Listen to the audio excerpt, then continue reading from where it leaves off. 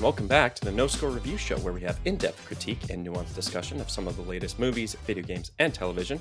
I am your host, Nick Green, and today we are talking all things Andor, Season 2, the second and final season to the critically acclaimed Star Wars Disney Plus show.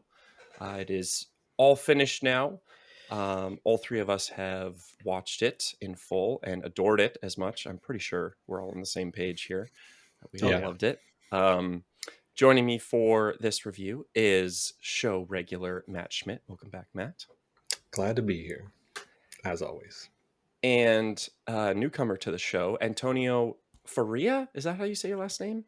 Yes. Okay, cool. Yes. Welcome, Antonio. Glad to be here. First podcast. Yes. First episode of the NoScore Review Show. I'm glad to have you on. Before we jump into any sort of deep dive stuff, we'll give our quick kind of spoiler-free thoughts and just kind of how we have liked the show overall, both seasons, not just season 2, and any other sort of general Star Wars thoughts. So, Antonio, we'll kick things off with you. How did you like season 2? How do you like Andor overall? What do you want to say? Pretty good, honestly. Like, I really like the other side of Star Wars, like not dealing with like Jedi, Sith, like that. We're focusing on everything behind the scenes. It's people doing stuff covertly in the shadows and having like seeing the differences with like the cost of the rebellion, how dark it can really get. Yeah. Not everything is in like, all these heroes and sacrifices. It's more like you don't really see what's going on. And I loved how both seasons kind of showed that, from how someone can get oppressed and like kind of push their limit and then decide to like make a change and then fighting back in a different way. For sure. Yeah, it's a lot less of that kind of sensationalized good and evil that Star Wars is so well known for. It's a lot more like in depth. Like a lot of it feels like character study. It's like really, it's the most in depth characters we've ever gotten in the Star Wars universe. Absolutely. And yeah, I thoroughly enjoyed it as well. Matt, what did you think? I mean, yeah, I think we're all on the same page here. It was pretty incredible, I think. Not only the best thing that, Disney has put out in Star Wars since they've had Star Wars. Yeah. But it's also one of the best TV shows, I think, that has come out in a long time. It's just really great craft and really mature writing for this kind of franchise, and they took a lot of risks, and I think it paid off at the end of the day. And I think there are a lot of lessons to be learned from Andor. Whether or not they learn the right lessons, fingers crossed on that. We really hope. We can hope. At least they learned enough from Rogue One to give Andor a shot in the first place. So hopefully that means something. But yeah, overall, it's just a really, really well-crafted piece of television that, honestly, as many people say already, you do not need to be a fan of Star Wars to enjoy. You do not need to know anything about Star Wars. Everything is firmly within the world of the show. Like, you don't need any sort of outside knowledge, although that definitely helps, and it definitely does add another dimension to it. But I think it can be potentially a great entry point for people who are not fans, although if that's what you like, you're not going to get any more of it from the other Star Wars stuff. It is weird that it's sort of that double-edged sword of like great entry point, but it'll kind of step down in quality to some degree with regards to some of these like thematic exploration and character work, like we said. Yeah, it's just very different. Unless you watch Andor and then go into Rogue One, and then Rogue One will be something similar. Yeah, but that's basically the same. It's the same story. It's just like the finale, really. Yeah, the sort of finale / epilogue, sort of.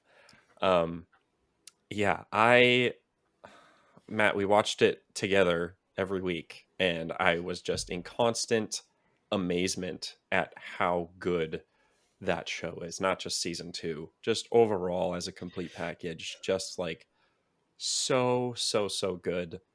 Um, I I really hope we get more. I really hope they learn the right lessons. Uh, yeah, I cannot recommend that show enough. It's the best, one of the best Star Wars things ever. Um, yeah, I can't sing the praises of it enough. Yeah, I Definitely. mean, I said it when like the second the credits rolled, but that episode 8 of this Oof. season might be the best single hour of Star Wars there is. Yeah. Just like Yeah. top to bottom, just incredible, emotionally hard hitting. It's so well done technically, and man, yeah, it just it guts you. I Mm-hmm. definitely think one of the great things about the season 2 is the 3 episode chunks they were doing, because they could Yeah. tell the Absolutely. whole arc, and the arc would go through, and then we're like, okay, on to the next part, and it Yeah. just flowed so much better than having to wait week to week. Yeah. It's an Agreed. interesting sort of like amalgamation of the like more limited series type storytelling that we've been getting a lot of more recently, and like still keeping it like feeling long, not quite those like 20 episode seasons long, but still feeling like you're not being shortchanged, where like a lot of like even Disney Plus shows feels like they only had 6 episodes, like this could have Oh, gone for longer, you know. dude, um the 6 episodes is terrible. I hate that they're doing really Terrible. short episode, like Yeah. I short feel season like the runs. only show that's ever done that well was like Chernobyl, which was 5 episodes, I think.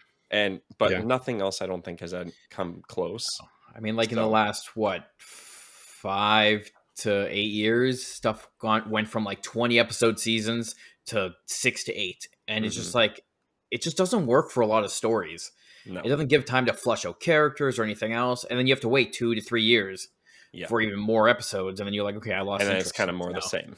Yeah, More the same problem. Yeah. Yeah. No, I absolutely adored this show. I was a doubter before the show came out. I was so like bewildered at the choice to like make an entire show focused on a side character of a spin-off, prequel spin-off. But I could not be more happy to be more wrong. So yeah. Um if anyone had any doubts of going into season 2 and that it would maybe be a potential step down in quality, honestly, it competes with the quality of the first season, if not like exceeds it. I'd I say would it say, exceeds it, yeah, yeah, definitely honestly. exceeds it, especially with from episode. I think what was it, the second half? yeah, Yeah. Yeah, from 7 to 12. hmm Like definitely. The first arc is definitely the weakest of the yeah, season. Hmm. I think most people would agree on that. But yeah, the back half, oh my god, it Yeah. just it moves and it's Dude. got weight to it. I And know. like the finite feeling is really, it really hits because like we all know that it's the last season and we know what's going to happen in Rogue One, so we Hmm. know sort of like the end point, but then there's all these other characters that aren't in Rogue One, and you're Yeah. like, okay, well, what's their fate going to be? And you know, hmm some of them have a definitive fate and some of them also are still left very open-ended. No. So I know Tony Gilroy mentioned that, you know, they purposefully left things open so that they could maybe do more with it, with these characters and with this world. I mean, Who knows what could happen? they definitely could, especially after episode 4 of A New Hope, because like if there's not a lot of TV shows, I don't think there's any TV shows that go in between the original trilogy. So Yeah. Yeah, I don't think so. anyone left over from the show, they could include in newer shows when they go, and if they plan to do that in the future. Yeah. Yeah, it's just a matter of also how soon after the conclusion of Andor does Rogue One take place, right? Is it, I don't know if they ever made it clear. I think there's still maybe like a year or two in between, right? Because I think it's directly after. is Yeah. it? I feel like because they were talking about Cassian going to meet that guy on the ring world or whatever, Hmm. um that like contact, and he was like leaving to go do that with K2, and then you see that in like the beginning of Rogue The One. very beginning of Rogue One, yeah. Right. So I think it maybe is like maybe a few months. Or at least that portion of the end of the final episode, without saying what time. Like, it doesn't say specifically when it takes place, so it could potentially take place slightly later in the timeline. Yeah, I'm trying to think. I don't think anything else. I don't know if they told any specific plot points that were a little bit later or anything, because like Bix and her kid would have lined up with that, because like they kept doing those 1 year. Just realized this is spoilers. Oh yeah, I guess we're into spoilers now. I mean, there, although, I mean, yeah, whatever. We'll just put the spoiler warning there. Yeah. I mean, to be fair, the ending, other than Bix, is not really spoilers because we know where it's going. Yeah, you could argue that for sure. But that spoiler aside, if you have not seen it yet, hopefully you have no idea what I was talking about and had no context. But if you haven't seen it yet and you still want to go in blind, apologies for that one. I might bleep it out in post. We'll see. You can always just watch like, Andor. You can always be like, spoiler warning, and then we just keep talking into it after. Yeah. We'll figure it out. I'm rusty, like I said. Just make one really long censor beep. Just fix it in post. The classic film saying. Exactly. Of course. Yep. So yeah, from here on out will be explicit spoilers for Andor season 2 and season 1 and Rogue One, and I mean it's Star Wars. Like if you haven't seen it by now, Rogue One's been out for what, almost 10 years now. A decade, pretty much. Yeah. So if you haven't seen it yet, go watch it. Yeah. Now is as good an excuse as any, now that Andor season 2 is done. So yeah, let's get into some of our spoilery kind of highlights and lowlights of the show, although I don't know how much of the latter we'll be talking about. Yeah. I have a few small little pieces. Okay. Yeah, Matt, do you want to kick things off with details? Well, I mean, sure. I'll start off with a few of the things that I wasn't maybe a big fan of. Mm-hmm. Part of it, comes with that 3-episode arc that we saw, which for the most part, I really liked it. And it was like, we're getting a movie every week, basically, to watch. Sort of like a Star Wars equivalent of what Fear Street did a little while back, when they were releasing like an actual movie every week for a little while. Wait, that was a movie? There was 3 of them, yeah. I never watched that. I just thought it was like a series or something. I watched the first one and didn't enjoy it enough to continue. They don't go up much up in quality. Fair enough. But while I do like that, I thought that there were some storylines that maybe didn't get the resolution that I expected them to, specifically with Bix in her second chunk arc, when she was she was doing all the drugs and stuff, and she was stuck home by herself, and then she just sort of like gets better at some point, like between the arcs they have a huge time jump, and then all of a sudden it's like, okay, problem solved. And they didn't really talk about what that process was, or if Cassian even acknowledged it in the first place, because she was like doing it secretly from him. There was that whole confrontation he had with Luthen, where I thought it was just Luthen going in to check on her because of her being sort of strung out. But then Cassian didn't know she was on anything, so then he thought it was a different reason, and then nothing ever really came of that. And at the end of that arc, they just sort of team up and then blow up that building and walk off into the distance together, and it's like, okay, the arc is over. And then that wasn't really mentioned again in her arc in the following chunks, and I feel like with that scene too, like I really liked the scene of them blowing up and taking out the dock. That was awesome, but it felt like they didn't really set up them getting the information that well. Like all of a sudden they were just there, And I'm like, they kind of referenced it, like they knew the doctor was there because they talked about it in some other scenes, but they never passed that information to Cassian. And then all of a sudden, they're there, they blow it up, and it doesn't seem like anything comes from it afterwards. Because we go into that time jump. Yeah, you get that jump of Bix just kind of resolving the whole drug problem, and also the jump of immediately kind of getting that revenge on the doctor too. Yeah. Yeah, I definitely could have used more of that for sure. Same with her brother as well. He had the whole thing where he went and teamed up with Saw, and then he ended up coming back at the end. But then in the final episode, after Cassian sort of like fucks off to do his thing, the brother is just sort of chilling at the base, and then he doesn't really do anything for the last few episodes, where I feel like he could have had a little bit more to do aside from just getting the transmitter receiver of the transmitter receiver thing. That's like all he really did in the last arc. He didn't really contribute that much when he was such a larger character in some of the earlier ones. He definitely injured him and then just pushed him to the side. I honestly completely also forgot he was Bix's brother. I forgot that completely. Yeah.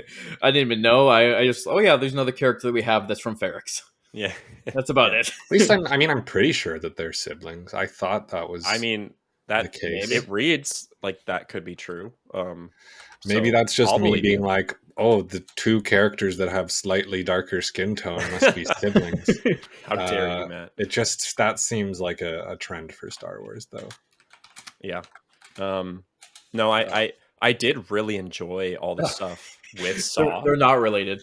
Oh, they're not? Okay, no? Well, whatever. They're just neighbors.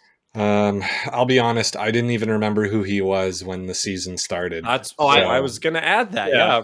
I was like, oh, yeah. Okay, this character. Okay. Yeah, I was just like, okay, I guess that's their siblings. Yeah. I remember the other guy. The one the other guy, that died. But I remembered him. I recognized him at least. Yeah. I didn't remember Willman until I went and recorded footage from season 1. And I was like, wait a second. He was there. And then when we came back, I'm like, okay, this makes more sense now. Yeah. Yeah. Touching on the Saw thing one more time. Like, I really enjoyed all those scenes with like Willman and like in being integrated into Saw's sort of little militia. That was really compelling. I think it did just kind of peter out that whole ending. Because like you see him, they both kind of get high on those like fumes or whatever, and then it's like great scene, by the way. Oh yeah. Really good. It was cool. Felt like it didn't go anywhere, but it was cool. Yeah. Felt like a lot of the things were sort of like hinting at a lot of other stuff. Like, again, they're leaving these doors open to be explored in the future and not going out of their way to explain everything here. Because I believe isn't like a lot of Rebels sort of happening concurrently with this as well. Yes. Saw's in Rebels, right? Yes. Yeah. I actually just made a video yesterday going over the Star Wars timeline because someone asked me to, and I'm not caught up on Rebels or anything. But I was looking at the years for Andor season 2, and it's like, there's 4 BBY or whatever, 3 BBY, 2 BBY, and then Rebels takes place in between all of that. Right. So it's all happening at the same time. So if Saw is in Rebels, which I haven't seen, it would make sense that it's kind of like happening all at the same moments. But we wouldn't see Willman in that because I think it was only for Andor. But I feel like, Saw is in that. Because then we know what happens to him in Rogue One. Yeah. So he's just in everything prior.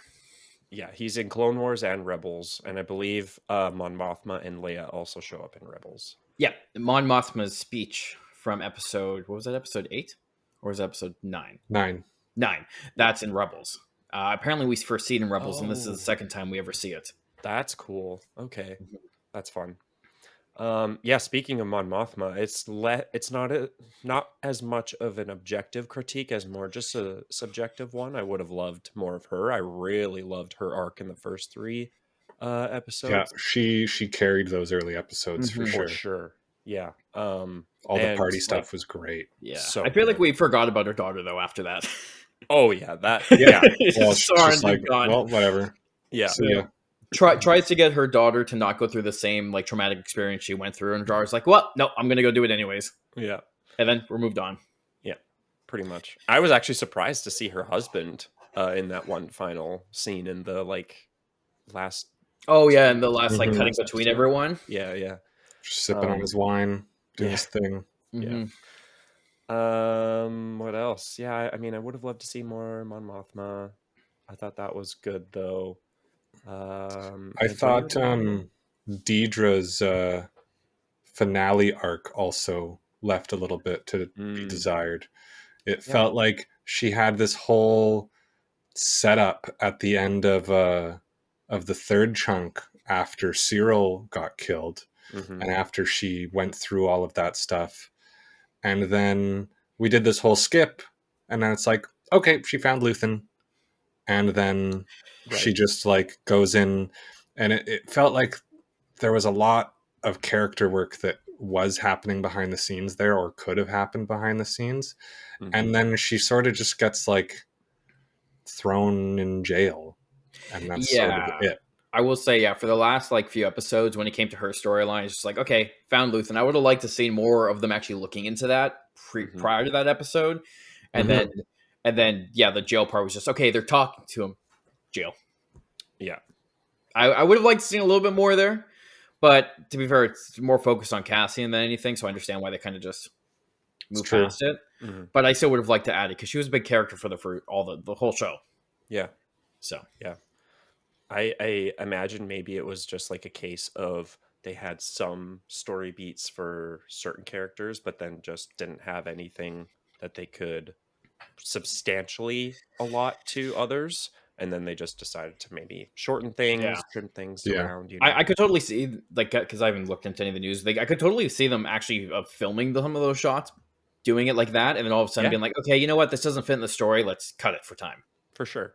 Yeah. Because there are moments where it's like might have been just small things that would have set it up, and then it just didn't work in the general episodes just to like cut down runtime and all that. Yeah. Yeah, for sure. Any other big kind of noteworthy? I would have liked getting more information of the guys on Yavin 4, the first ones we met that crash landed there. Yeah. A little bit more context to them, because when I watched it, I was a little confused of who they were and who they were talking about. I'm like, who are you guys? Yeah, what's going on? Deal with these guys, and then we don't know until would have liked. Yeah, and then we don't see them again afterwards. Yeah. Well, I just presume that they all got killed by those creatures on the planet. Yeah, probably. Like otherwise, I don't know what happened to them or each other. Yeah. But other than that, I thought everything was pretty good. Like maybe, like if anything, it's only like small critiques here and there, but not really anything substantial compared to other shows I've watched. Where I'm like, ugh, okay, that doesn't work that well. Yeah. Well, then let's just go over all of our like big highlights. Antonio, want to kick things off there? Any big things you want to shout out in particular? I mean, do we want to go in order from like the first batch of episodes? Sure. Or, we could do it by chunk, by arc. Yeah. I mean, for me, the first arc was like Mom Mothma stuff, seeing her kind of deal with everything and her daughter and going through that. And then also, I love the world building in that arc. Oh, yeah. Too. That was actually really well done. Setting up all the different planets. Yeah. I like all that. The different technology and stuff. The disco ball thing was great. Mm-hmm. Oh, the music. All of the like ritual stuff with the wedding was really interesting.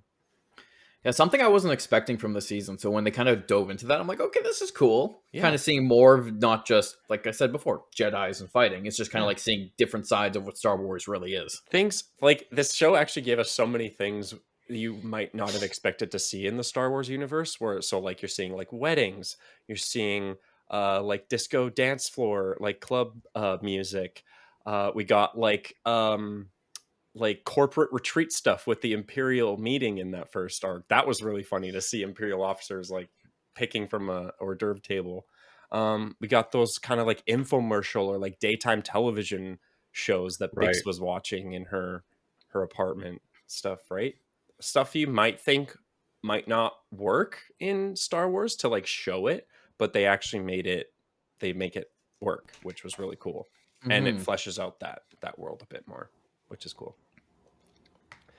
I want to shout out in particular the gadgets in the show. I think this show did an amazing job with production design and props. Yep. I loved all the doohickeys in this show.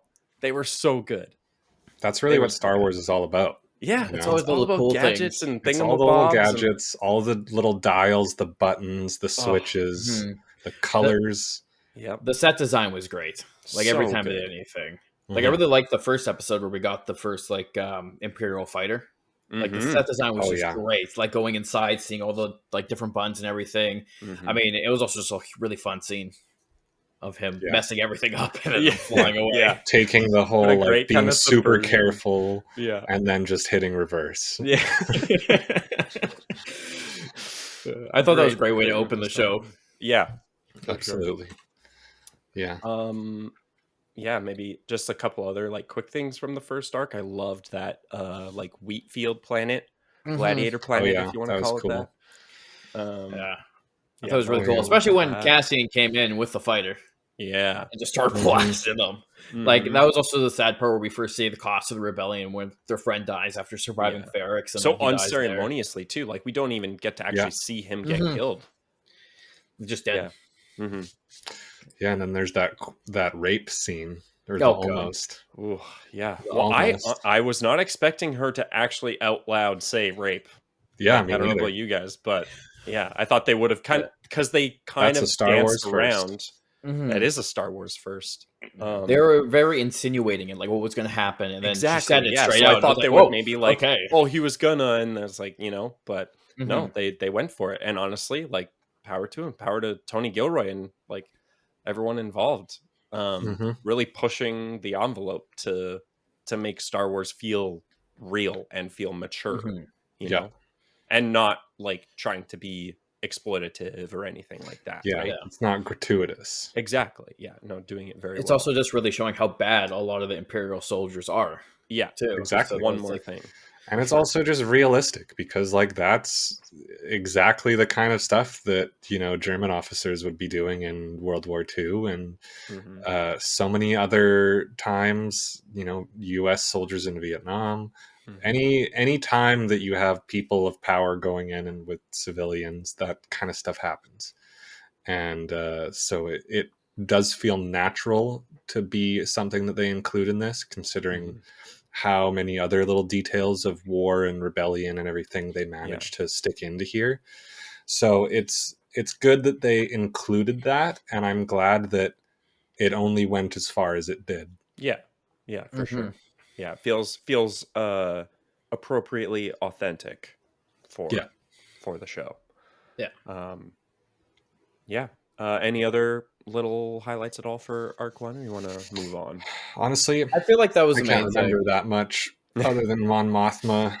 I mean, the main highlights were Mon Mothma, stuff that happened with Yavin 4 and the I mean, when I watched that stuff with Yavin 4 too, I was like, these guys are idiots. One shooting each other. I'm like, you had one wave getting out, and then you killed your only you tied them up and then killed each other. Yeah. And everything went to shit. I think the highlight was just that monster coming out. I don't even know what it's called, just attacking them. And then I'm surprised we never saw one of those again when they made the base. Even the rock, paper, scissors they were doing too, just absolutely ridiculous. Right. They set it up like they were going to do some like battle to the death. And then it's like rock, paper, scissors. 4-man rock, paper, scissors. Crazy. Yeah. The first 3 episodes were all set up, though. It was all just to kind of set the ball rolling. What's already going on? As it is. Cassian working for Luthen. Mon Mothma and her daughter. The Imperials starting to do their like Death Star plans and going after Gorman and just getting all that ready. Yeah. Which I thought great setup episodes. Totally. Yeah. The second arc, where we finally get to Gorman. All the Gorman stuff was great. I mean, just to blanket that right off the bat. I mean, I think out of those 3, episode 6 was the best. Yes, for sure. Because then we get what's his name? Ben Mendelsohn's character. Krennic, yes. In the display area, and the like really tense moment of Luthen's assistant trying to Clea scrub the artifact. Yeah, when they were trying to open it up and they're cutting in between them doing the Operation on Gorman and taking it out, I love that scene because it's like so tense. Like they're building up the intensity of what's going to happen. Is Luthen going to get caught? Like what's going to go wrong on Gorman? And of course, it goes wrong on Gorman with what's her name? I always forget her name. I think it's Cinta. I think it's Cinta. Right. Yeah, something like that, where she gets blasted. I'm like, oh shit! Here's the cost of the rebellion. Like you never know when something is going to go wrong, and also when someone's not going to listen.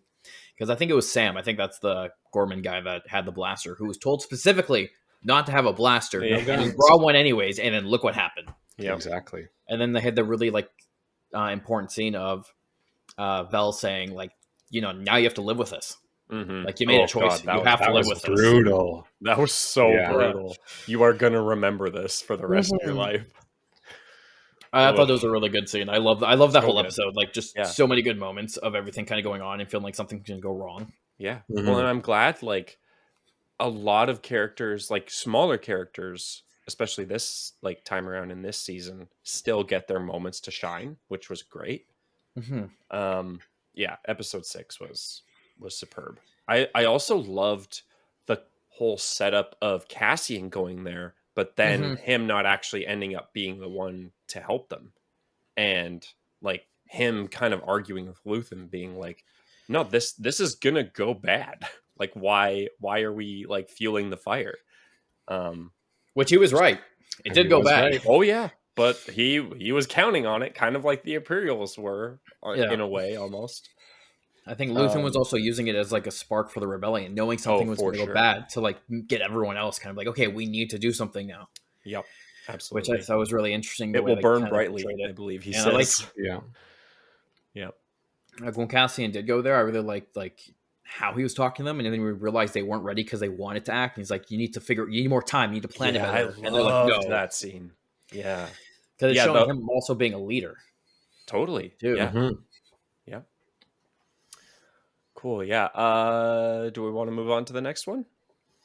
Any other? I will say I also really enjoyed that the moment that Cinta and the other one Vel.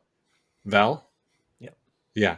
The moment that they had before the battle where they sort of like reconnected a little bit after spending all that time apart, and they sort of had that like that tender crying moment, and then I don't know, did they even show the kiss or did they just like hint at it? I think they did. Really remember. I think they might have. Whatever it was like, oh wow, that's actually like a really sort of genuine and touching romantic moment here, which is also a bit of a breath of fresh air when you consider like the fucking kiss between Rey and Kylo at the end of Rise of Skywalker. Honestly, and like just any of the romances. Any of it really. But like that one moment was sort of like above all others, and then immediately, that it ends in tragedy. Just like finally rekindle death. Yeah. And it hurt so much more. Yeah, exactly. Yeah, it really did after like that cathartic moment to then just take it away immediately. Yeah. And I think the first arc had the first death with Cassian's friend, which didn't feel as like hard hitting as it should have, I felt. But then you had this one with Velda or with Cinta dying, you're like, oh god, here it comes. Like people are starting to die. And then the next batch of episodes, you're like, god damn it. Oh, okay. We're just going for it, I guess. Yeah. Yeah, let's chat Arc 3, episode 8, man. Good lord. Like as soon as you hear like the rioters just start amassing and going towards the city square or the courtyard or whatever, you just need something bad. Yeah. Like I mean, it was pretty obvious where it was all heading. Oh yeah, sure. From the beginning, and when you hear like the Gorman massacre is going to be in season 2, you're like, okay, here we go. Look, I didn't even know that was a thing, and then when I watched the episode, as soon as I saw them walking there, I'm like, oh, they're all gonna die. Yeah, like there's no way they survive. They have barricades everywhere. They have stormtroopers around the area. Like something horrible is about to happen, and then it did. And that's literally where the massacre happened the first time. and they just set it up to be like, yeah, we're going to do it here again. Yep. Ooh. And the thing is, they kind of talked about this, I think, in episode 3, because what's his face? Yeah, that guy. The leader of names, man. the one that's obsessed with the Death Star. You said his name before. Krennic? Krennic, yeah. Well, he's the one running the project. Yes, and he talked to Dedra saying, hey, like, what do we do on Gorman? And she's like, well, you need to batch people who are going to resist. So you have a reason to fight back. And that's exactly what they did. They planned it all to have the massacre happen. And then set it up for them shooting their own men just to spark the fire. Yeah, exactly. Just to have that assurance of things going wrong. Oh, yeah. And purposefully bringing in brand new green troops that weren't prepared and weren't ready because they knew that they would make a mistake when it, when shit went down, be uneasy. I mean, it was a lot of really smart writing of like how this kind of thing really does happen with like coups and people setting up, to topple governments and staging revolutions in other countries to like destabilize them and that kind of stuff. It is a key ingredient to this whole kind of rebellion and war, and they kind of nailed it. Yeah, that episode was crazy. Cyril's arc as well. Honestly, I did not expect it to go the way it did this season. I think was probably the most impactful death of the entire show. Yeah. Oh, definitely. Because like he had this whole crusade of going after Cassian. His whole goal was to go after him. And then he finally gets to that point. But after he sees this horrifying stuff go on in front of him, he, first of all, like he finds out what they're really doing. And he confronts Dedra, the woman he loves, strangles her, and is like ready to kill her right there. And then decides to not do it and leaves. But like you can see his whole personality kind of shift because he sees it as he's doing good, like he's helping the Empire. He's only dealing with people who are bad, like no one that's like really in trouble. But then he starts to realize these are innocent people, like they shouldn't be doing this. And then he leaves, and then as soon like the horror on his face when the massacre is going on kind of tells you all his like everything in his perspective is changing, and then he reverts back to going after Cassian as soon as he sees Cassian. Yeah, and it all changes. Except that's like the straw that breaks the camel's back. As soon as you see him, he's just like back to normal for a second. But then I wouldn't even say necessarily back to normal. Or like it's more the way that I saw it is like he's been basically an Empire lapdog for like his entire life, right? And now his entire like worldview has been shattered, and he sort of like realizes now, oh, the Empire, we're the bad guys. And he goes through all of this, and then by seeing Cassian there, it sort of just becomes, his thing that he can direct his anger and his guilt and his grief all just towards Cassian, because up until that point, he's just like standing around. He doesn't know what to do. He's like totally lost. Yeah. And then he goes in and he has this like triumphant moment in the fight, and then realizes that like the man who has been the bane of his existence doesn't even know who he is. And then he just gets fucking killed. Yeah. I was also going to say too, like I agree with that, but I feel like that's what I kind of meant to say. Like he kind of goes, all his anger goes to one place. But one of the things that I thought was going on in that scene when he was looking at Cassian and was about to pull that trigger is he realizes this isn't the enemy. Even though I've been after him this entire time, I'm on the wrong side of things. This guy is actually the right person. He was definitely about to put down the gun and then just got popped. Yeah, just popped. Bang. Like I thought in that moment that he, if he survived that, he might have turned and went to the rebellion just because of what happened. Like he saw how bad the Empire was, something he's been following his entire life, and realized, wait, this is wrong. Especially because he seemed to care about some of the Gormans, especially with what the girl's name. I can't remember her name, but the the daughter daughter. I don't remember most of their names. Yeah. I only remember some of them because I made a video on Andor season 2, and I did type out notes. You had to go through Wikipedia and note down everybody's name. I had to double check their names when I was making it, but and I can't remember if he saw her get launched by the K2 droid. Oh God! But I watching that scene, just see her fly. I'm like, oh shit! And I was like, damn, okay. But that's like him. He cared about her in the beginning. Like he visibly didn't want them to go through with what they were doing, and he wanted to. Like he said, don't do this because it's the Empire's going to come back at you. Mm-hmm. But he didn't realize they'd do what they did. Yeah. Just touching on the K2 unit kill. There's a few kind of like moments, particularly like of violence and stuff, where just most Star Wars fans maybe would kind of expect them to kind of allude to or like cut away from, but they just show a ton of stuff in this TV show, and it was just so surprising. Just like, I mean, like that woman just getting launched. Like I thought they were gonna like cut away or like suggest it or something. No, you just see the full throw in her land. Yeah, there's also the guy that gets like when the K2 droid kicks the barrier and just launches them. Oh yeah, like, holy crap! I mean, to be fair, this whole episode in alone was going past what we've seen, other than the younglings getting taken out, which they didn't even show, obviously. But, exactly. Yeah, even there. Or like here, it's just like everything's going to shit. Everyone's dying. Yeah. And I just felt like it was a very important episode to show how evil the Empire is too. For sure. Absolutely. But also, we had one very, very important line in this episode. Yep. And it was the hotel employee saying, the bellhop saying, a rebellion is built on hope.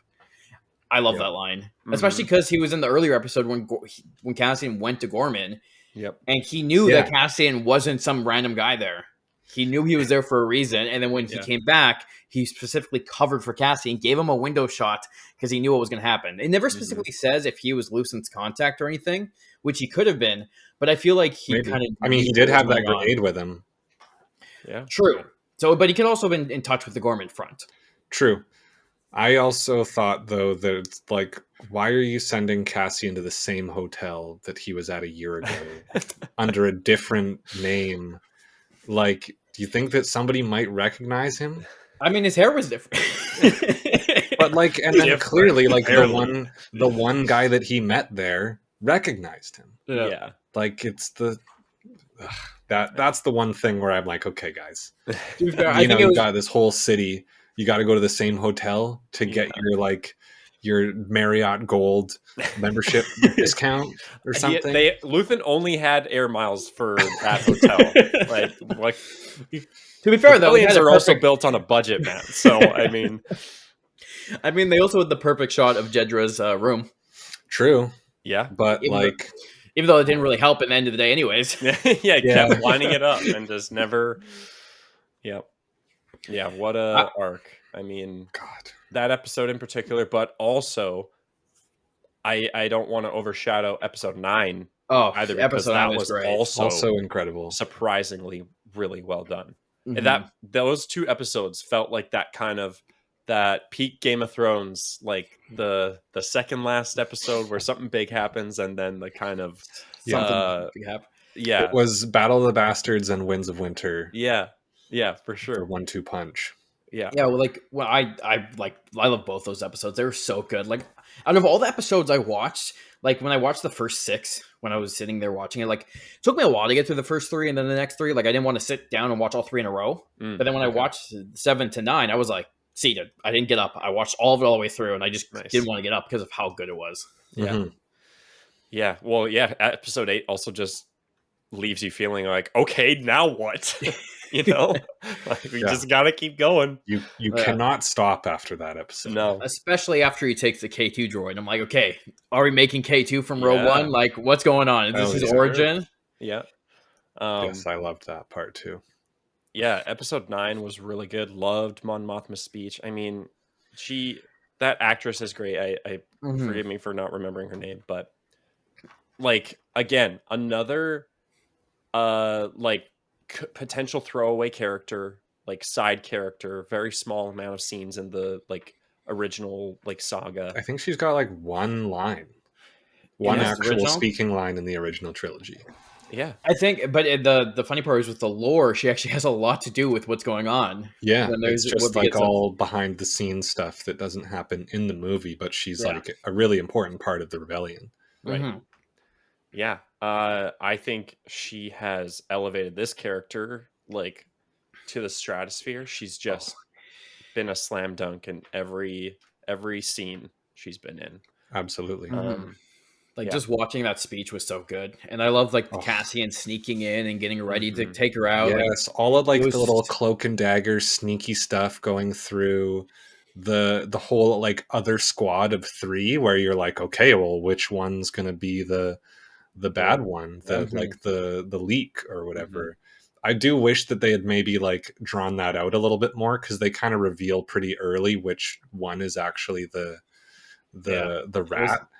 But still, you know, there's a lot going on in that episode, so you can't just draw everything out, because then it would just go on forever. Well, and he could lose like tension and stuff too. Yeah, also. Yeah, because that whole episode was tension, knowing that she shouldn't be going up there, but she's doing it anyways, and then everyone trying to get to her, and you have the people like slightly kind of messing with things behind the scenes so they can't unlock the one door that cuts off the broadcast, all in order so she could still say Palpatine at the very end of it.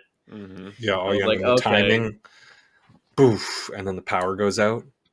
Yeah, loved it. The speech that sparks the rebellion. I will say that what's fucking Organa's first name? Bail Organa? Bail Organa. He mentioned that he was going to stick around, and she's like, "Oh, you'll be a prisoner of the rebellion." Then he's like, "Oh, it's fine," or prisoner of the Empire, well, and I'll do it. And then episode 9, he's on Yavin. Yeah, well, I think he says he'll meet her there a year later or whatever. Yeah, or something. But like, I don't know, maybe they set it up as if like he was going to be held accountable and was going to be in danger, and like, oh, maybe there's going to be now this thing where he's got to escape and do all this, and then that's just another thing that didn't make it through the story. Yeah, that could be something you could like potentially argue.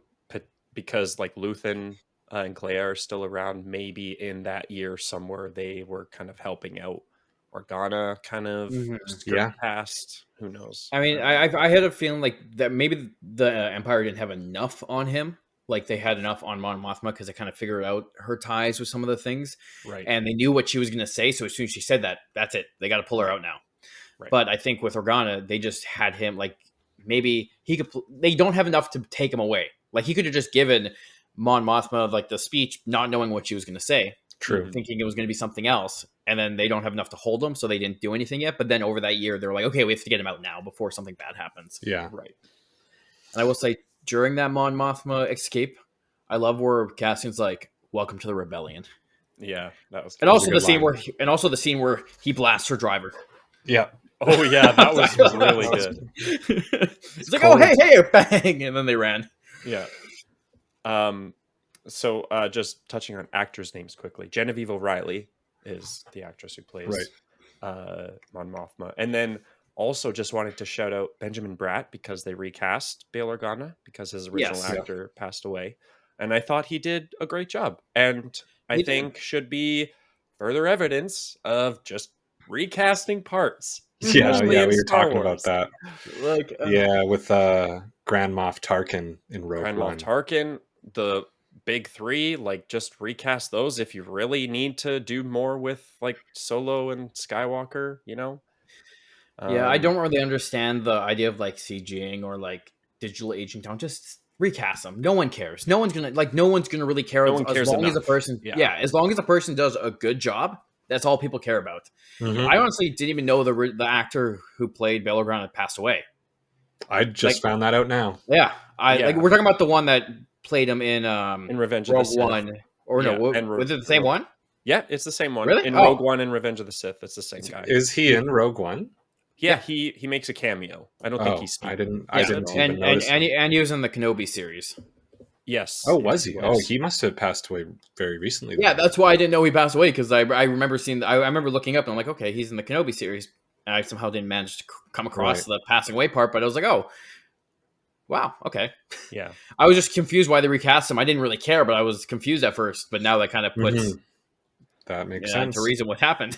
Yeah, especially after going through so many stretches to recast other people, like Mon Mothma, after she was in only deleted scenes from Revenge of the Sith. Like, they literally could have cast anybody in that role, but they chose to go back to her because of how good of a fit she was for the role, and it really paid off. Like, I really respect too the amount of recasting from Rogue One. Like, all of the other, like, even the one there's like the guy at the end of Rogue One that is sort of like the human figure of the Marines that are down on boots on the ground guys. On the boots on the ground guys. He's like the, the face of that squad.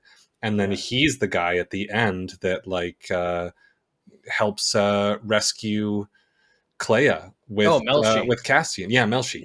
Yeah. So like, I totally forgot that he was in Rogue One, because he's also not in most of the movie. He's just in pretty much the third act. Yeah, I was the end. Yeah. And then they bring him back. They bring back the other like rebellion leaders. The Gorman politician is the same guy in the movie as well.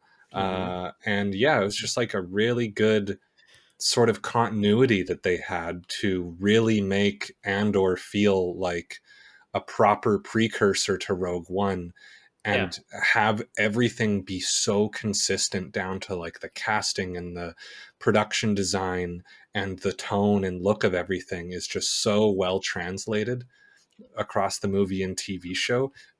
Even though they're being made like nearly a decade apart, it still like looks exactly the same. Like when I watch Rogue One again, I'm like, oh shit, it feels like we're just going straight into it. It doesn't feel like there's been 10 years different. Did you know Melshi was in season 1? I did not. Was he? He's in the prison. Oh shit! No way. I did not know that. I did not know that until I found that out, and I went back and looked. I'm like, oh shit, he's right there. There's a scene where you watch him breaking out, and he's there. Yeah, and they also like he did appear a couple episodes earlier when Vel was going through this like the gear with all of them. Yeah, and just made an appearance, and all of a sudden, she was like, "Who does this belong to?" And then he went like, "That's mine." Yeah. That was the moment I was like, "Is he?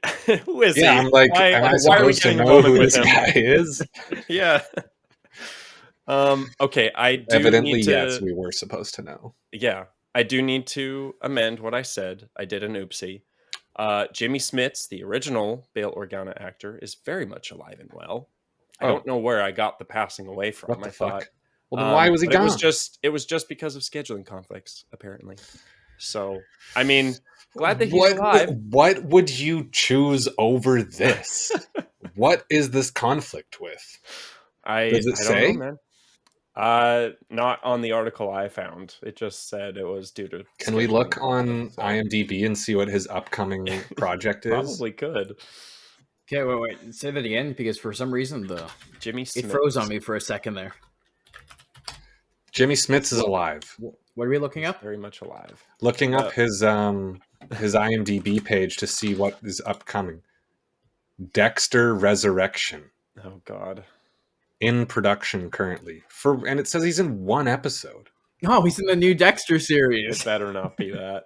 Like, bro, you skipped out on Andor because of 1 episode of Dexter Resurrection? Okay, you move it, or like, you gotta take those opportunities, man. Because I mean, Benjamin Bratt's great. I would happily see him again. True. I don't know how much more you can really fit in between Andor and Kenobi and getting blown up in the New Hope. So. I mean, there's a few years of Senate stuff, because there's also like they mentioned that they were spitballing an idea of having like a teenage Leia be in Andor as well, because this sort of lines up with the time where she would have been entering the Senate when she was like 16 years old. So that actually be cool. In lore, she is there present for Mon Mothma's speech. Like she's in the Senate and she sees that happen. Like she's there. But they just made the choice not to include her in the show. But like canonically, she is a senator during Andor. So like she could be there with Bale, and they could be, you know, having their own sort of side story happening at this time as well. Okay, yeah, because that makes sense. Because then we do another year jump after that with everyone on Yavin, and technically she would be there. Yeah, like she would have been there at the same time. Yeah. So she is there. Yeah. Because even when Rogue One was happening, we do see C-3PO and R2-D2. Yeah. Also that too. We certainly do. We One of the more egregious cameos. I mean, I don't know. That's also one of the things where, like, sure, it's a kind of like a fun, jokey cameo, but like they would have been there. Yeah, so like, you know, if these characters are there, why not show them? Yeah. The one to me that I thought was a little more egregious in Rogue One was the Jeddah one, where it's the Cantina guys. Yeah, that like. How did they get on there? And then it's like what? Where did you go after that? Wait, which ones on Jeddah? Where? You know the guy that Obi-Wan cuts the arm off in A New Hope. My friend doesn't like you in the cantina. Yes. Those guys, like Cassian or whatever, bumps into one of them walking through Jeddah. I never even knew that. Yeah. So I thought, like, oh, that's kind of a like funny little whatever thing. It's a nice but like, you're like, he must have just hopped on a ship. Yeah, he was leaving at that moment. Fuck out of there. Yeah. Oh well. Yeah. Well, Jamie Smits, you lost your chance. Yeah.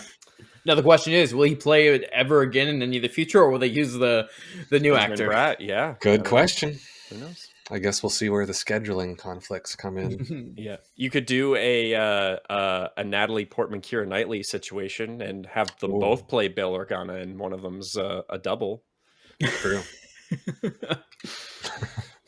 Have them meet up with the Gungans on Naboo and do a whole, like, recreate that whole scene again. Yeah, what the hell happened to Jar Jar during all that stuff? Was he still in the Senate? What happened to Jar Jar after the original or the prequels? That's what I want to know. We need to know more about Jar Jar. He just fizzled away. That's what the fans want. That's what all I hear anyway. Is Jar Jar Darth Plagueis? Yeah. Bring it back. Bring it back. Cool. Okay. Let's touch on that final arc, shall we? The last 3 episodes. Yeah. Dude, the flashback episode. Oh my god! I was not expecting that. I was not expecting it and loved it just as much. That was a fantastic episode as a whole. I loved how much, like, how in depth it gave a look into Clea's character. Like it did so much from just those few flashbacks to understand their relationship and understand her character as well, and like why she feels like she owes him so much, and why she's so loyal to the cause and everything. And that the scene where she was gonna like hit the detonator and blow it up, and he's like, "Don't look at me." And then, that was, I thought it was really interesting too, because like Andor season 1, we didn't know anything about her other than like her working with Luthen. And then all of a sudden, boom, flashback after flashback, just giving us all the context. I will say the one thing I kind of wish for the flashback was knowing where Luthen picked her up. Like what was going on there? Like which team was he on? I wanted to talk about that briefly too. I actually loved how in the dark we were with that. Like scene, like it was just so frantic. You're like, what's going on? They shot it really cool from Clea's perspective, hiding in the ship, you know. I just thought it was very effective, and it keeps that kind of mystery of like who is Luthen, like what's his whole deal, because we still don't like fully know really. And it's really interesting because you're like, okay, I still question it, like who is he, like where did he come from? Sure. I heard some people talking about that he was actually part of the Empire's army and they were taking out women and children, and that's where he kind of said, I'm done, I'm not doing this anymore, and turned because it was something that was completely evil. And that's why he took Clay in and they went on their own to go do their own thing. Yeah, I love the whole like him teaching her the like how to spot fakes and like barter with merchants and stuff too, right? And major props to that child actor because she nailed the performance. Oh yeah. Of like that, it really felt like we're looking at the same person. That is the same character. It's not like Shazam where Zachary Levi and then the whatever the fucking kid's name is, it's like night and day different personalities and characters. The irony is with that is the kid, I can't remember his name, felt way better than Zachary Levi, especially in Shazam 2. Like, it went from mature kid, like he's mature now, to joking, fun Shazam. It's like, no, what the hell? Like, whenever he turns into Zachary Levi, his personality completely changes. He's not even the same person. But like this girl that was playing Clea had all the little mannerisms, the way of speaking, the tone of voice, even like the deepness of her voice was the same. I don't know if they had to do like post-processing to make her voice deeper for that, but like training or something. It really did feel like, holy shit, did they just like shoot this scene 10 years ago and then waited for her to like grow up like Boyhood style and then do this do Andor with her as an adult? I was really, really impressed by that, and I think that could be the potential like Bella Ramsey of this show. I could see that that actor definitely like point. It's that's a jumping off point, I think, for sure, like coming in cold and having to play an established character like that's serious acting chops, I think. Totally. Yeah, to command a scene like that in such a small role. Yeah. I will say too, if you look at the actress that played Clea, she has like 5 credits. Or 8 credits. She's not a well-known actress like the older Clea. Yeah, the older Clea. Yeah, this was like one of her first big roles, or her. I mean, if we look at her, I'm looking at her IMDb. Her first 2 credits are in 2020, and they're just shorts. And then it goes TV series for 2 episodes, TV series for 1 episode, another TV series for 5. But Andor, all 16 is the biggest credit there. She was also in Wicked. She played a deer. Or piebald deer. I don't know what that is. I haven't seen the movie. Me neither. Yeah, no, she was great too. I really liked her. I'm looking forward to seeing what she gets up to. And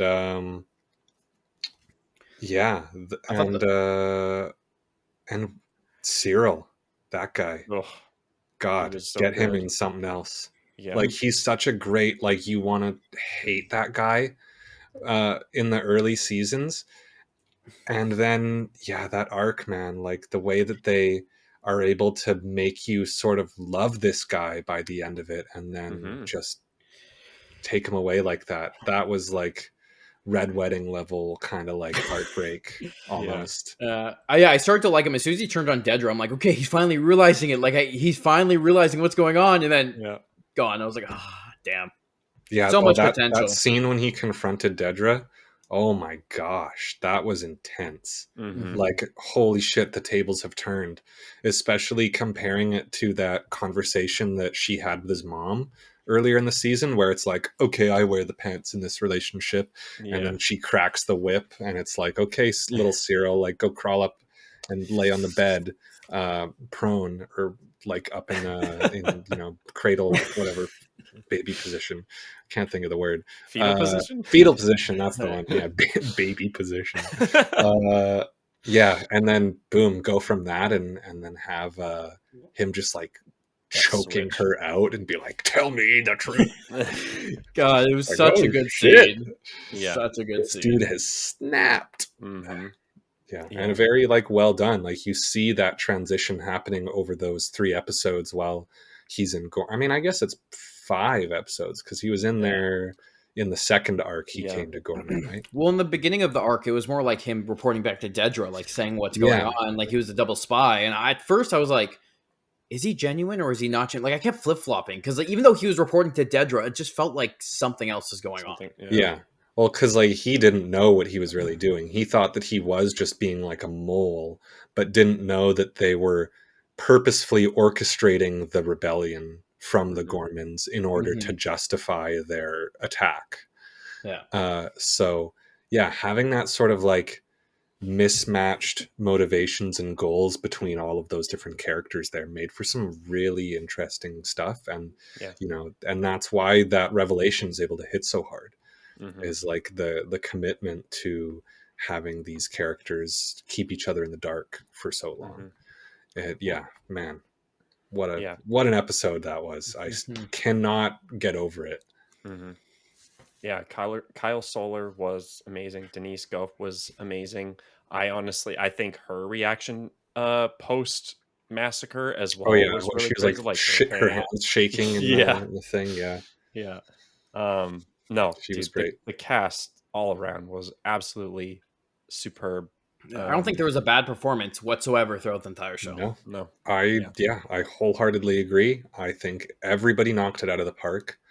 Really helps when they've got a good script to work with. Yeah, which they really did. There was a lot of meat on those scripts. Yeah. Yeah, man, it's. I really like. Where do we fill the void now? Oh God! Like, where do we go from here? I guess we gotta watch the studio. Yeah, I gotta watch that. I've heard it's really good. I keep seeing clips online on Instagram and shit, and oh my God, every time I'm like, man, this is gold. Apparently they do a whole Wonder episode as well, like the Bear did. I still gotta watch that too. Oh yeah, the Bear's good. It gets pretty dark and stressful in season 3. That's like not a bingeable show, I don't think. Well, first 2 seasons are pretty bingeable, I'd say, especially season 1. But it gets like season 1's the only one that really has a happy ending, and then it's sort of just everything just gets worse. Or just heavy, but it's like still incredible show. Like the writing and the drama and the characters and all that. But this is not a Bear episode. No. I would put Andor on par with the Bear. Yeah, like I really hope it gets its flowers come awards season. It should. Unfortunately, it's probably going to be White Lotus sweeping awards again, as it usually does. But I really hope somebody gets something for. There's got to be something. I don't know if they count it as like maybe White Lotus is a limited series in the awards. Who knows? Wouldn't this count as a limited series though? This one would be a TV series because it's multiple seasons of the same story and the same characters. But White Lotus is like anthology. So I think I think that even though there are recurring characters and storylines that weave through them, but for the most part, it's pretty anthology based. So I think it counts as a limited series. Well, hopefully Andor gets something come award season. It should. I think episode 8 will be in contention for like best writing, best directing for a TV episode. It should be in the nominees. It's got to get something. Yeah, I mean, episode 8 and 9 to get like 9 probably not as good like as 8. 9 has still amazing moments and still like especially with Mon Mothma. Yeah, but episode 8 just overall with everything. So good. Yeah. Back to episode 9 or 10. Any other highlights we want to talk about for that? I mean, other than the flashback stuff, I really liked Clea like sneaking into the hospital. I thought that was a really cool scene. Yeah. Like going in, infiltrating it. Get a flashback that late into the show as well. That feels more like something that would get like thrown in towards the beginning. Yeah, an introduction. Yeah, exactly. Right. I really liked how they jumped between the two because it just kept adding to the scenes, like what was going on, and then how much it was pushing her as a character to take him off life support, and how that was like a real like a struggle for her because it was losing her father figure, someone she cared about over the years, and having to end him there. I thought it was a really nice emotional scene. Totally. And I also thought Luthen's story was really interesting for him self-sacrificing himself so that the Empire cannot get any information whatsoever from him. Yeah. So very fitting end to that character, I would say. Absolutely. Yeah. The last 2 episodes. Yeah. K2 scene is a highlight. K2 was great. It was like, that's comic relief done right when he just like booted that guy over the side of the cliff there. Dude, I love that moment. I love the moment when he's holding the guy as a shield. Oh, that was great too. Like, holy crap. That was like my favorite K2 scene in that. I'm like, I love the character from Rogue One, so just getting moments with him in this was like so satisfying. And he's just a great character. Like the comedic relief just works. It doesn't take away from anything. It lines up pretty consistent with Rogue One as well, I would say. Yeah. Overall. Yeah, it's just like overall, very strong. I really liked that whole, the feeling of desperation there at the end, trying to go back, and the triangulation of the signal and everybody ending up at the same place at the same time. Still making you feel like what's going to happen. Yeah. Right? Also just slightly calling back as well to one of the earlier episodes, but that the Force healer on Yavin that saw something in Cassian. I really liked that scene as well. That was very good. That was really great foreshadowing for Rogue One, and I liked the little like nod that they had in the last episode as he's walking to the ship. That little bit of recognition where it's like, okay, this is where that prediction of yours is about to pay off. Yeah, his journey to be Captain Andor. Like just everything led him to this point. And I really love like one of the things that made him like a leader too was him standing up for Luthen in front of the council. Yeah. Like standing up for what was right. Like, hey, this guy started everything. He's the one that like put his foot forward. He might have done stuff like not perfect, kind of shady and sometimes, but he was still trying to fight for what was right. Yeah, and I like how he's here without him.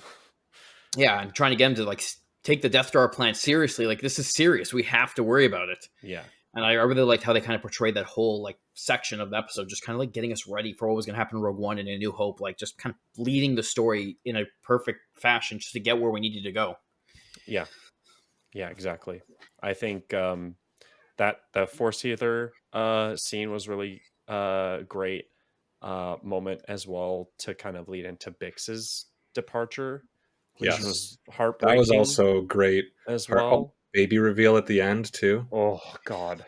Now the question is, that's Andor's kid, right? Oh yeah, it has to be, right? It has to be Cassian's kid. Like, I feel like, I mean, they don't really necessarily say like how long the time jump is between there, but it would make sense that she left, was pregnant, didn't realize it, then had the kid. Yeah.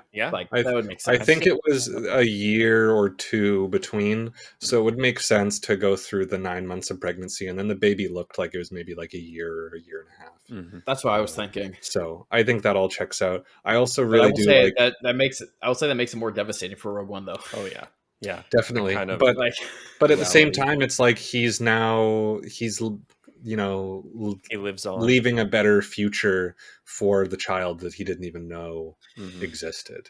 You know? Which, I mean, to be fair, if he knew about the kid, he probably would have left the Resistance. Probably. Oh, probably, yeah. Yeah. Because he was already on edge. He was already on edge about leaving until Bix made the decision for him. And left herself. Yeah, he was like all in with Bix. He was just like ready to just go find a little corner of the galaxy to call their own and just forget about everything else. So that really made that heartbreaking because you really like hope their dynamic through the whole show was like I bought into completely. So yeah, just the part that I really found sad is that the little robot never got to see Cassian again. Yeah, dude, but he was having a good old romp playing on the farm with his other robot friends. I mean, he was just hanging out there by himself. I was disappointed we didn't get more of him with Cassian. I like that robot from the first season. No, because he was also like he was very upset at the end when they were all leaving, and he's like. He was, because he wanted to go with them. He didn't want them to leave. And then they're like, "Oh, we'll be back." One, like final scene at the very end of the in the last episode where we see him like playing with other. Well, he's playing with the other ones with and with Bix and everything. But he was Cassian's droid. Yeah, he didn't get to see Cassian again. So that's kind of like a little sad. For sure. Did they see each other when Cassian came to the planet? No, because I think he was still at like the house with those guys, and Cassian just landed in the field, grabbed Bix and Willman, and then flew off. Yeah. They took off right away because of the Empire being there. R.I.P. Heartbreaking. But so good. So good. I will say I totally thought Bix was gonna die though. Like I just thought with her story. Well, yeah, with like the drug stuff too. I thought we were gonna go real dark. Yeah. Well, mostly because she's also Cassian's gonna come back and she's OD'd there watching. Yeah, TV we're gonna have Train Spotting in Star Wars or something. Yeah. I like just because we know she's on Rogue One, so I was like, okay, she's gonna die. Like it was like one of the few characters I thought would push Cassian's character forward, but then her leaving, I was a little bit relieved. I was like, okay, we don't have to kill off every character. I also thought that Cleo was going to die there at the end because she's also not in Rogue One. I was just like, well, it's probably going to be a failed rescue mission here, but it didn't, and it all turned out well. And now I'm curious about what she's going to do because I think she's definitely got potential to carry something on her own. Totally. She's also like a very useful asset. Like exactly. Intel gathering, being able to do everything she did with Luthen. Like now that she's with the Rebellion, like I feel like that's like a perfect character. It's perfect setup to now. We had an Andor that's setting up the Rebellion. Okay, now we do a full on like spy show where she's like the M to the James Bond thing where she's like doing all the comms and she's keeping track of all the agents and sending them out on missions and stuff. Like that would be awesome.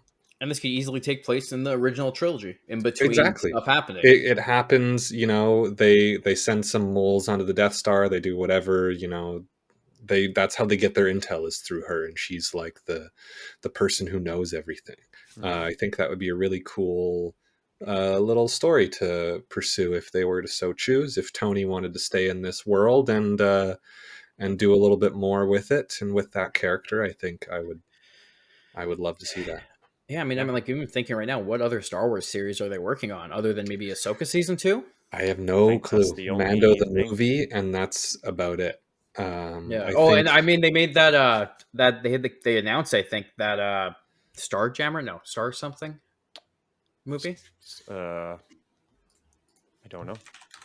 Star Killer, I think it was. If they're actually are they doing a Star Killer movie? I can't remember. Maybe no. Okay, wait. Let me see. That would be insane if so. What, like from Force Unleashed? Star Killer? No way. No, that they can't be right. They decanonized that. Like they had to. I mean, not that. Let me see. I mean, it was already barely canon as it was. Yeah, I mean, it was in that whole extended Legends universe. I remember seeing something. Oh, it's Starfighter. It's Starfighter. Oh. That's supposed to come out in 2027. Is that like a rehash of Rogue Squadron? Let me see. Let's see what it is. Let's see what they say. What is that this? was canned. Yeah, unfortunately. I don't Although, I mean, I didn't really have a lot of high hopes for that one after Wonder Woman. But maybe it would have been better. It's a standalone live action film. Yes. Filmmaker Sean Levy as director and writer. It's set to take place 6 after the events of episode 8, The Rise of Skywalker. After Rise of Skywalker? So it's a follow-up to the original, or the sequels. But I don't think there's much other information on it. Why do we need to reinforce the idea that those movies exist? I think we should be rewriting the whole. We need to retcon. Oh, dude, they're trying to retcon those with the next Rey movie if that ever gets off the ground. Well, they can't if they're gonna release more stuff that's happening after those movies. Then you can't retcon them unless you're also retconning the upcoming projects. Which would not really make any sense. I do want to just bring it back to the final episode. So yeah, we're getting just off topic. Star Wars is such a dangerous topic that we could be here for this could be a 4-hour-long episode. Yeah, we don't be careful. So the last episode, Jedha Kyber Urso, a great title to that episode. Very cool. Really sets up a lot of lead in to Rogue One. Mm-hmm. Yeah, just a really good overall kind of finale. Wraps up most of the storylines and everything. Leaves enough on the table, like you guys were saying. Yeah, and it just makes you want to watch Rogue One right after. Yeah, after we finished it, I'm like, all right, well, it's fucking 11:30 at night. Do we start Rogue One right now? Because it really contemplating it ends getting you fired up. Like you cannot finish this show and not watch Rogue One. Yeah. And it's really like the big bombastic finale to the whole thing. And going back and watching Rogue One, you definitely see like the differences in style. And there's a lot less character work going on because you're kind of like already at this point. Jin is pretty like Mary Sue, doesn't have a lot going on. She's just sort of good at everything. It was sort of that like era of female empowerment where they're just like, we're going to make a bunch of really strong female characters that have no flaws and are good at everything, just to make it seem like we're progressive, but really they're just writing bad characters that are not interesting. And so there's not really like much to get from it, I think, on a character standpoint, from the leads. I did like scenes with Jen. Like I liked her character, but I do feel like we could have built on her more. She had like a good base, but I think so much of the first act is just like lightning fast, like we're skipping through stuff that they never really have a chance to like set up her character so we understand why she's the way that she is or what she might be struggling with. It's just like, okay, she's now in prison, she gets broken out, and now she's part of the rebellion, and she's just like really good at all the stuff she does, and she doesn't really have any sort of like flaw that she's working against that she needs to overcome. It's just like she just sort of succeeds at everything that she does, and that's also something with the rest of the characters too. And it's sort of it's just kind of all of them. The same. I like the movie, but I can totally see them. It's kind of like, okay, we're here. Let's all get to that ending. Yeah, it's just like, it's a lot of characters just sort of like succeeding all the time at all the stuff they do. And then it ends with them dying, but still they don't really struggle for most of it. They get out of everything pretty scot-free for the most part. I would have liked a little bit more in-depth sort of stuff from them, a little bit more complex characters. But, the production was, troubled, as everybody knows. It was? Plague. Oh yeah, they had to do a bunch of reshoots. They brought in Tony Gilroy to like rewrite the script and co-direct all of the reshoots, and a lot of stuff changed. I did not know any of that. Yeah, I just went and saw it. There was a lot of things that there's a lot of myths about it as well, of like what really happened, but we won't really know. But I think if Tony Gilroy was in charge of it from day one, it would have been a very different movie, probably. It seems like a lot of the stuff that he added is the good stuff of the movie, with like the Vader scene was like one of the last things they shot, and that was entirely his idea. The Vader scene was dope. And Tony did a lot of the character development as well. So like the fact that there isn't very much of it makes me think that there was even less of it before.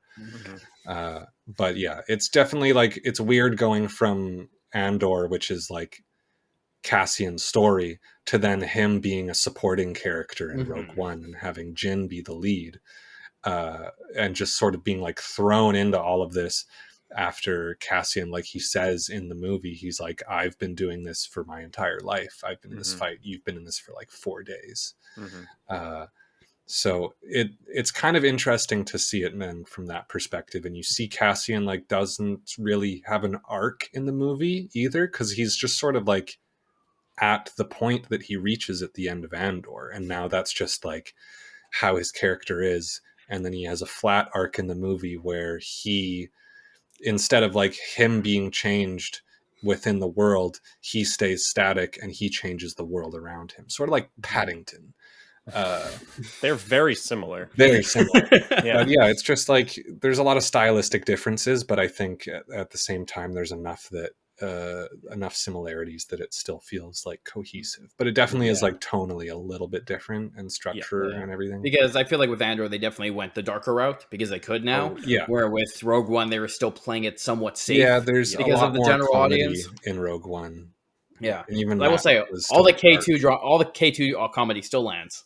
Yeah, I love all the K2 comedy. It's great.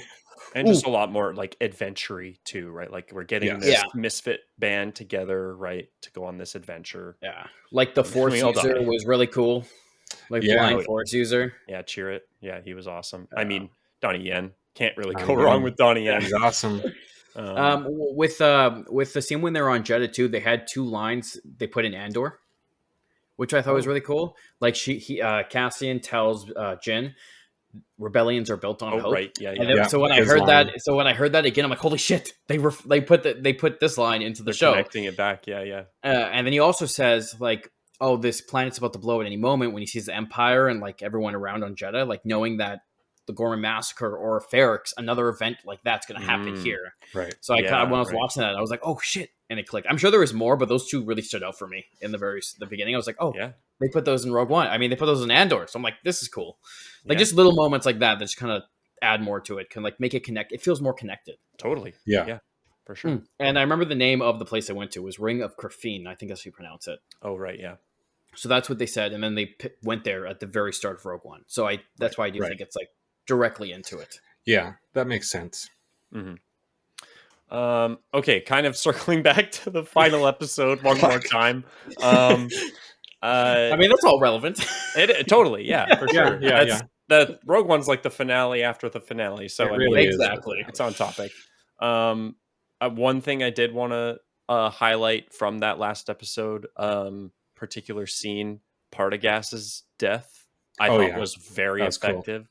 Very interesting way to kind of wrap up that character, and just kind of speaks to the Empire and the Emperor overall as well, right? I love just the subtlety of the acting, like saying 1,000 words, like that one Imperial officer just kind of like raising his hand just a little bit as the stormtroopers react. So cool. Yeah, such the line scene. Like, "Oh, allow me to collect my thoughts for a moment," and then he blows his brains out. And the other guy knew exactly what he meant by it as well. Yeah, that was a cool little nuanced interaction there. Yeah, like that. I don't know if I have anything else I wanted to shout out. Did you guys have any last things you wanted to say before we wrap things up? I mean, other than I think like with Dedra, how we talked about before, how she just got thrown in jail.